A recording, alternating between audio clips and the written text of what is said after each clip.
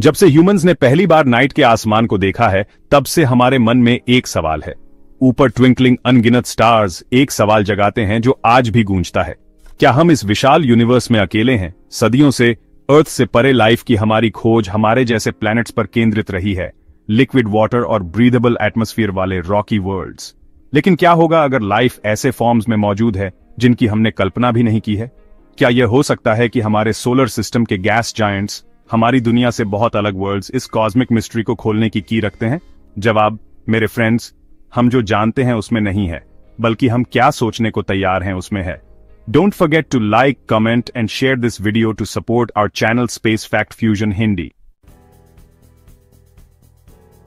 आइए अपना ध्यान सौर मंडल के सबसे बड़े ग्रह जुपिटर पर लगाते हैं। मुख्य रूप से हाइड्रोजन और हीलियम का एक विशाल गोला, जुपिटर अन्य सभी ग्रहों के संयुक्त द्रव्यमान से दोगुने से भी अधिक है। अपनी ठोस सतह वाली अर्थ के विपरीत जुपिटर गैस का एक घूमता हुआ द्रव्यमान है। इसका प्रसिद्ध ग्रेट रेड स्पॉट हमारे पूरे ग्रह से भी बड़ा एक तूफान सदियों से उग्र है। जुपिटर का वातावरण रंगों का एक कलाइडोस्कोप है, जिसमें शक्तिशाली हवाओं द्वारा संचालित बादलों के बैंड हैं। लेकिन इस सुंदरता के नीचे तीव्र दबाव और अकल्पनीय तूफानों की दुनिया है। यह सवाल पूछता है, क्या ऐसे एडवर्स एनवायरनमेंट में कुछ भी जीवित रह सकता है? जुपिटर का एटमॉस्फेयर चरम स्थितियों का एक भंवर है। यह विशाल ग्रह अपने आप में एक रहस्यमय दुनिया है, जहां हर एलिमेंट एक चरम सीमा पर है। इसके कोर में प्रेशर पृथ्वी की सरफेस के प्रेशर से लाखों गुना अधिक है। यह प्रेशर इतना अधिक है कि यह किसी भी ज्ञात पदार्थ को क्रश कर सकता है। ग्रह की इंटरनल हीट और शक्तिशाली बिजली के तूफानों दोनों से प्रेरित होकर टेम्परेचर हजारों डिग्री तक बढ़ जाता है। यह हीट और बिजली का कॉम्बिनेशन एक अद्वितीय और खतरनाक एनवायरनमेंट बनाता है। सैकड़ों मील प्रति घंटे की रफ्तार से विंड्स चलती है, जिससे बादलों के घूमते हुए बैंड्स बनते हैं, जिन्हें हम दूर से देखते हैं। ये विंड्स इतनी तेज होती हैं कि वे किसी भी चीज को अपने रास्ते में नष्ट कर सकती हैं। ये विंड्स केवल हल्की हवाएं नहीं हैं, वे विशाल फोर्सेस हैं जो पूरे प्लैनेट्स को निगलने में सक्षम हैं। इन विंड्स की शक्ति इतनी अधिक है कि वे किसी भी ऑब्जेक्ट को अपने साथ ले जा सकती हैं। और फिर ग्रेट रेड स्पॉट है, तूफानों का एक घूमता हुआ भंवर जो सदियों से बना हुआ है। यह विशाल तूफान इतना बड़ा है कि इसमें 3 अर्थ्स समा सकती हैं। यह तूफान अकेले ही जुपिटर के एटमॉस्फेयर की अपार शक्ति और अराजक नेचर का प्रमाण है। इसकी अराजकता और शक्ति को देखकर हम केवल आश्चर्यचकित हो सकते हैं। जैसा कि हम जानते हैं कि लाइफ इस अशांत एनवायरनमेंट में अस्तित्व के लिए संघर्ष करेगा। यहाँ का एनवायरनमेंट इतना हार्श है कि किसी भी लिविंग क्रीचर के लिए यहाँ जीवित रहना लगभग इम्पॉसिबल है। लेकिन उस लाइफ के बारे में जो हम नहीं जानते, क्या हो अगर जुपिटर के इस चरम एनवायरनमेंट में कुछ अनजाने जीव विकसित हो गए हों? यह विचार ही हमें रोमांचित कर देता है और हमें यह सोचने पर मजबूर करता है कि यूनिवर्स में और क्या क्या रहस्य छिपे हो सकते हैं। जैसा कि हम नहीं जानते लाइफ, अराजकता में पॉसिबिलिटीज। यहां अर्थ पर लाइफ कार्बन बेस्ड मॉलिक्यूल्स, पानी और सनलाइट पर पनपता है। ये एलिमेंट्स मिलकर एक कॉम्प्लेक्स और बैलेंस्ड इकोसिस्टम बनाते हैं जो लाइफ के हर फॉर्म को सपोर्ट और नरिश करता है। अर्थ की डाइवर्सिटी और ब्यूटी लाइफ के लिए एक आइडियल एनवायरनमेंट प्रदान करती है, जहां हर जीव अपने तरीके से इस प्लैनेट की बायोलॉजिकल कम्प्लेक्सिटी में योगदान देता है। लेकिन जुपिटर के एटमॉस्फेयर की गहराई में अलग अलग बिल्डिंग ब्लॉक्स काम कर रहे होंगे। जुपिटर, जो हमारे सोलर सिस्टम का सबसे बड़ा प्लैनेट है, अपने विशाल और मिस्टीरियस एटमॉस्फेयर के लिए जाना जाता है। यहाँ की कंडीशंस अर्थ से बिल्कुल अलग हैं, लेकिन इसका मतलब यह नहीं है कि लाइफ यहाँ इम्पॉसिबल है। साइंटिस्ट ने अमोनिया बेस्ड लाइफ की पॉसिबिलिटी के बारे में थ्योरी दिया है, जो जुपिटर के एटमॉस्फेयर में प्रचुर मात्रा में पाया जाने वाला एक कंपाउंड है। अमोनिया, जो एक सिंपल मॉलिक्यूल है, लाइफ के लिए आवश्यक केमिकल रिएक्शंस को इनेबल करने की कैपेसिटी रखता है। यह थ्योरी हमें यह सोचने पर मजबूर करता है कि लाइफ के लिए आवश्यक एलिमेंट्स और कंडीशंस कितनी डाइवर्स हो सकती हैं। अमोनिया पानी की तरह एक सॉल्वेंट के रूप में कार्य कर सकता है, पोटेंशियली लाइफ के लिए आवश्यक केमिकल रिएक्शंस को इनेबल करता है।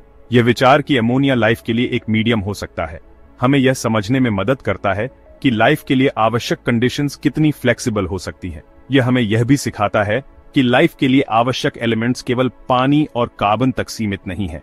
बादलों से तैरते हुए क्रीचर्स की कल्पना कीजिए, उनके बॉडीज क्रशिंग प्रेशर और एक्सट्रीम टेम्परेचर्स का सामना करने के लिए अडेप्टेड हैं। ये क्रीचर्स जो जुपिटर के एटमॉस्फेयर में तैरते हैं, अपने यूनिक एडेप्टेशंस के माध्यम से जीवित रहते हैं। वे अपने एनवायरनमेंट के एक्सट्रीम कंडीशंस के साथ तालमेल बिठाते हैं, और यह हमें यह सोचने पर मजबूर करता है कि लाइफ कितनी डाइवर्स और अडेप्टेबल हो सकती है। शायद वे जुपिटर के पावरफुल लाइटनिंग स्टॉर्म्स या प्लैनेट की इंटरनल हीट से एनर्जी का दोहन करते हैं। यह विचार कि लाइफ इन एक्सट्रीम सोर्सेज से एनर्जी प्राप्त कर सकता है हमें यह समझने में मदद करता है कि लाइफ के लिए एनर्जी के सोर्सेज कितने डाइवर्स हो सकते हैं। यह हमें यह भी सिखाता है कि लाइफ के लिए आवश्यक एनर्जी केवल सनलाइट तक सीमित नहीं है। ये केवल पॉसिबिलिटीज के दायरे की झलक है, यूनिवर्स की इनफिनिट क्रिएटिविटी का प्रमाण। यह हमें यह सोचने पर मजबूर करता है कि लाइफ के लिए पॉसिबिलिटीज कितनी ब्रॉड और डाइवर्स हो सकती हैं। यूनिवर्स की इनफिनिट क्रिएटिविटी हमें यह सिखाती है कि लाइफ के लिए पॉसिबिलिटीज केवल हमारी इमेजिनेशन तक सीमित नहीं है, बल्कि वे इनफिनिट हैं। फ्लोटिंग लाइफ बोट बादलों में एक घर। जबकि जुपिटर का निचला वातावरण लाइफ के लिए बहुत चरम हो सकता है, ऊपरी परतें अधिक मेहमाननवाज एनवायरनमेंट प्रदान कर सकती हैं।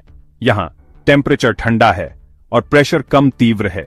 साइंटिस्ट ने तैरते हुए लाइफ सेविंग बोट्स के अस्तित्व का प्रस्ताव दिया है, काल्पनिक जीव जो जुपिटर के अपर एटमॉस्फेयर से बहते हैं। ये लाइफ फॉर्म्स पृथ्वी के एक्सट्रीमोफाइल्स से मिलते जुलते हो सकते हैं, जीव जो हमारे प्लैनेट पर चरम एनवायरनमेंट में पनपते हैं। सूक्ष्म जीवों की कल्पना कीजिए जो हवा द्वारा ले जाए जाते हैं, एटमॉस्फेयर में मौजूद केमिकल्स पर भोजन करते हैं। वे जुपिटर के बादलों के भीतर कॉम्प्लेक्स इकोसिस्टम्स बनाते हुए सिम्बियोटिक रिलेशनशिप्स भी बना सकते हैं। जुपिटर के एनवायरनमेंट में लाइफ की संभावना, जबकि अभी भी स्पेक्युलेटिव है, एक्स्ट्रा टेरेस्ट्रियल लाइफ की हमारी खोज में एक नया चैप्टर खोलती है। दिग्गजों की ऊर्जा गहराई में जीवन को बढ़ावा देना। लाइफ अपने सभी फॉर्म्स में एनर्जी की आवश्यकता होती है, चाहे वह एक छोटा सा बैक्टीरिया हो या एक विशालकाय व्हेल। हर लिविंग क्रीचर को अपने एग्जिस्टेंस के लिए एनर्जी की आवश्यकता होती है। यह एनर्जी उन्हें ग्रो करने, रिप्रोड्यूस करने और अपने एनवायरनमेंट के साथ इंटरैक्ट करने में मदद करती है। पृथ्वी पर यह एनर्जी मुख्य रूप से सूर्य से आती है, जो फोटोसिंथेसिस के माध्यम से प्लांट्स को पावर प्रदान करती है। प्लांट्स बदले में फूड चेन के आधार के रूप में कार्य करते हैं, जिससे सभी जीवों को एनर्जी मिलती है। पृथ्वी पर हम फोटोसिंथेसिस के लिए सूर्य के प्रकाश पर निर्भर हैं। सूर्य का प्रकाश प्लांट्स द्वारा अब्सॉर्ब किया जाता है और इसे केमिकल एनर्जी में कन्वर्ट किया जाता है, जो फिर अन्य जीवों द्वारा उपयोग की जाती है। यह एक ब्यूटीफुल और कॉम्प्लेक्स प्रोसेस है जिसने पृथ्वी पर लाइफ को थ्राइव करने दिया है। लेकिन जुपिटर के एटमॉस्फेयर की गहराई में, जहां सूर्य का प्रकाश रेयर है, लाइफ को अल्टरनेटिव एनर्जी सोर्सेज को खोजने की आवश्यकता होगी। जुपिटर का एटमॉस्फेयर इतना डेंस और डीप है कि सूर्य की किरणें वहां तक नहीं पहुंच पाती। ऐसे में वहां के संभावित लाइफ फॉर्म्स को एनर्जी के अन्य सोर्सेज पर निर्भर रहना होगा। एक पॉसिबिलिटी कीमोसिंथेसिस है, एक ऐसी प्रोसेस जिसके द्वारा जीव इनऑर्गेनिक कंपाउंड्स को एनर्जी में कन्वर्ट करते हैं। यह प्रोसेस पृथ्वी पर भी पाई जाती है, विशेष रूप से डीप सी वेंट्स के पास, जहां सूर्य का प्रकाश नहीं पहुंचता। वहां माइक्रो ऑर्गेनिजम्स हाइड्रोजन सल्फाइड और अन्य केमिकल्स का उपयोग करके एनर्जी उत्पन्न करते हैं।